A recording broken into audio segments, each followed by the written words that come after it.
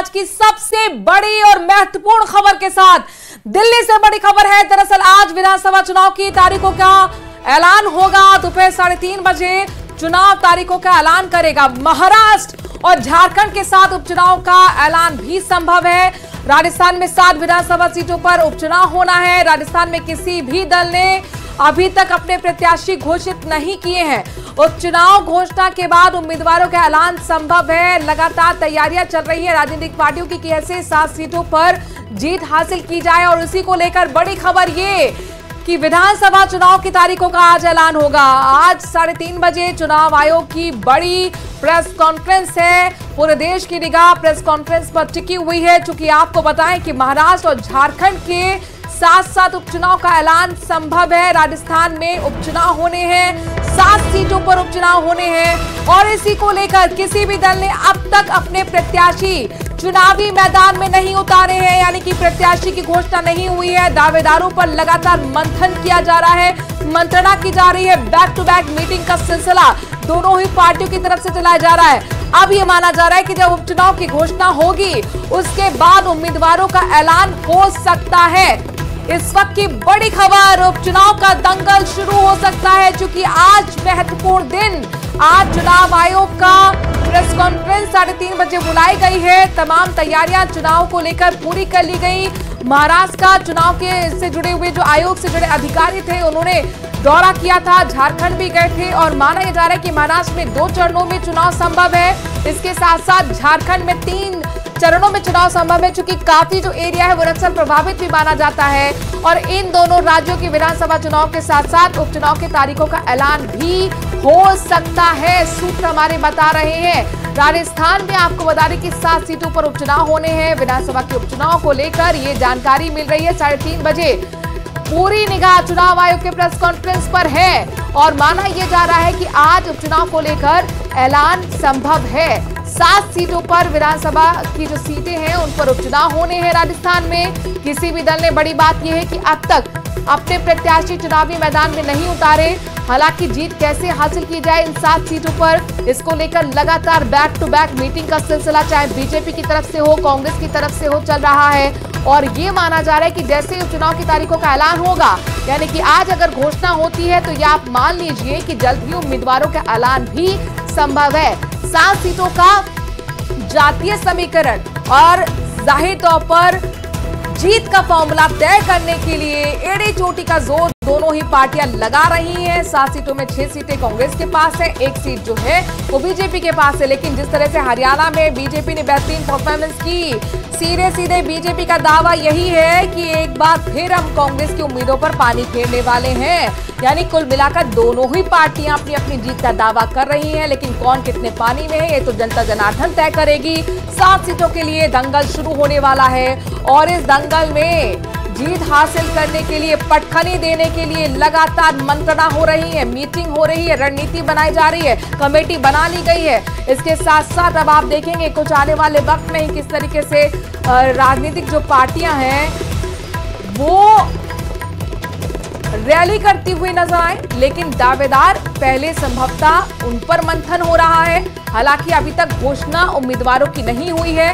प्रत्याशियों का चयन को लेकर लगातार मीटिंग्स, रणनीति बनाई जा रही है, चर्चाएं हो रही हैं और हर पार्टी ये कोशिश करे कि जिताऊ कैंडिडेट को चुनावी मैदान में उतारा जाए ताकि पटखनी सामने वाले को दी जा सके। लेकिन जनता जनार्दन किसका साथ देगी ये तो आने वाला वक्त बताएगा। कुल मिलाकर यहाँ पर जीत की तैयारियों को लेकर, चुनाव की तैयारियों को लेकर दोनों ही राजनीतिक पार्टियां, बड़ी पार्टी यानी बीजेपी और कांग्रेस एड़ी चोटी का जोर लगा रही हैं। आज सभी की निगाह चुनाव आयोग के प्रेस कॉन्फ्रेंस पर टिकी हुई है। 3:30 बजे आपको बता रहे हैं चुनाव आयोग की बड़ी प्रेस कॉन्फ्रेंस खासतौर पर झारखंड को लेकर, महाराष्ट्र को लेकर बुलाई गई है। इन दोनों राज्यों में विधानसभा चुनाव होने हैं और इन चुनाव की तारीखों का ऐलान होगा। संभवतः ये भी संभावना जताई जा रही है कि राजस्थान की जो 7 सीटों पर उपचुनाव होने हैं उनकी तारीखों का ऐलान भी आज चुनाव आयोग कर सकता है। इससे पहले चुनाव आयोग से जुड़े हुए जो अधिकारी हैं उन्होंने तैयारियां पूरी कर ली। दोनों राज्यों का भ्रमण किया गया था, दौरा किया गया था, जमीन पर जाकर हकीकत को परखा गया कि दोनों राज्य कितने तैयार हैं और ऐसे में वहां पर दावे और वादे के तो सिलसिला शुरू ही हो चुका है। राजस्थान में भी आपको बताएं कि 7 सीटों पर दोनों ही पार्टियां अपनी अपनी जीत का दावा कर रही हैं। कुल मिलाकर यहां पर दंगल शुरू हो चुका है। उपचुनाव के दंगल को लेकर बड़ी जानकारी दे रहे हैं।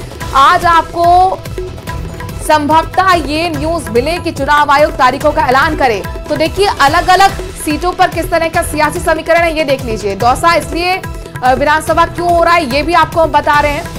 साथ ही दौसा बीजेपी के संभावित उम्मीदवार कौन है? शंकर लाल शर्मा।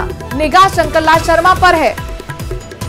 जगमोहन मीणा बीजेपी के संभावित उम्मीदवार दौसा से।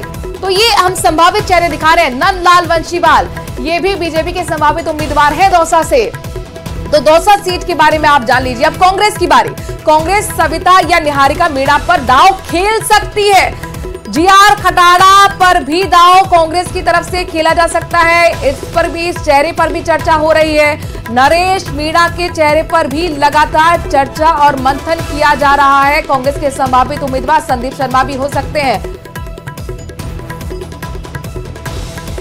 मुरारीलाल मीणा सांसद बने दौसा से कांग्रेस की तरफ से और इसीलिए ये सीट खाली हुई और जाहिर तौर पर अब यहां पर उपचुनाव होगा।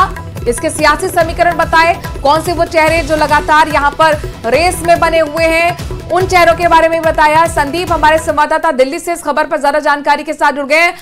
संदीप, जाहिर तौर पर सभी की निगाह 3:30 बजे चुनाव आयोग की प्रेस कॉन्फ्रेंस पर टिकी हुई है। कितनी संभावना, क्या सूत्र बता रहे हैं कि आज ये माना जाए कि झारखंड और महाराष्ट्र के साथ साथ राजस्थान के होने वाले 7 सीटों पर उपचुनाव की तारीखों का भी ऐलान? बिल्कुल, चुनाव आयोग आज बहुत बड़ा फैसला लेने जा रहा है। इसके लिए 3:30 बजे प्रेस कॉन्फ्रेंस बुलाई है, जिसमें अपने वो चुनावी कार्यक्रमों की घोषणा करेगा। इस दौरान महाराष्ट्र और झारखंड में जहां विधानसभा चुनाव होंगे उसका कार्यक्रम की घोषणा करेगा। वहीं कई राज्यों में विधानसभा उपचुनाव भी होने हैं। राजस्थान में उपचुनाव होने, यूपी में भी उपचुनाव होने, उत्तराखंड में भी उपचुनाव होने हैं। इनके कार्यक्रमों की घोषणा भी आज जारी कर दी जाएगी। इसको लेकर आज अहम बैठक है चुनाव आयोग की। इसके बाद 3:30 बजे प्रेस कॉन्फ्रेंस करें, जिसमें पूरा विस्तृत चुनावी ब्यौरा जो है प्रेस के सामने आयोग जारी करेगा। जाहिर तौर पर यूपी, उत्तराखंड और राजस्थान में उपचुनाव है, उसको लेकर माना ही जा रहा है कि आज महाराष्ट्र और झारखंड में विधानसभा चुनाव की तारीखों के ऐलान के साथ उपचुनाव की तारीखों का भी ऐलान हो जाए। किस तरह की हलचल है चुनाव आयोग में, जरा ये भी बताएं, जो कि काउंटडाउन कुल मिलाकर शुरू हो गया है। बहुत ज्यादा वक्त ही रह गया 3:30 बजने में। संदीप, बिल्कुल, चुनाव आयोग ने अपनी पूरी जो है वर्क उन्होंने कर लिया है, क्योंकि इससे पहले सभी राज्यों में आयोग ने दौरा किया था, वहां के प्रशासनिक अफसरों के साथ बैठक की, इनपुट वहां से जुटाया, कैसे क्या चुनाव कराना है, कितनी फोर्स की जरूरत है, उसका चुनाव आयोग ने पूरा ब्यौरा जुटा लिया और संबंधित एजेंसियों को उसने सूचना भी भेज दी है।